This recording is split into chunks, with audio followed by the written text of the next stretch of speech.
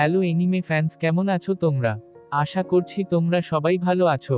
Doraemon একটি এরকম anime যেটাকে দেখার সময় তোমরা অবশ্যই একটি জিনিস ভেবে দেখেছো যে এই এনিমেটাকে কি সত্যি কোন রকমের রিয়েল লাইফ স্টোরিকে কেন্দ্র করে বানানো হয়েছে, বা এটা একটি কাল্পনিক গল্প মাত্র। আজকে আমরা এটাই জানার চেষ্টা করব, আর এটার সম্বন্ধে যত রকমের থিওরিও আছে সেই সব বিষয়গুলো নিয়েও আলোচনা করব। তবে চলো আর দেরি না করে আজকে ভিডিওটাকে শুরু করা যাক।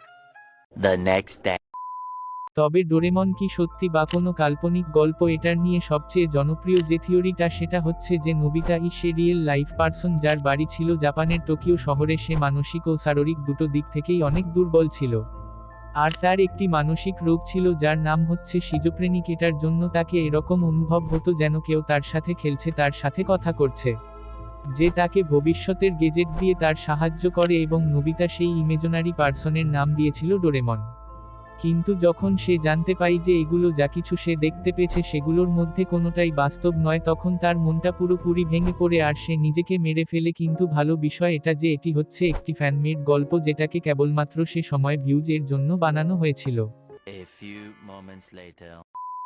আবার আরেকটি ফ্যান থিওরি অনুসারে একদিন ডোরেমন ক্রিয়েটার ফুজিও নিজের কাজের স্ট্রেসটাকে কমানোর জন্য দুপুরের সময় আরাম করছিলেন। তখন তার স্বপ্নতে একটি রোবট এসেছিল ও তাকে ফিউচারের গেজেট দিচ্ছিল, আর এটার থেকেই নাকি তিনি ডোরেমন এনিমে ক্রিয়েট করার ইন্সপিরেশন পেয়েছিলেন। কিন্তু শেষবেশ এটাও হচ্ছে একটি ফলস থিওরি।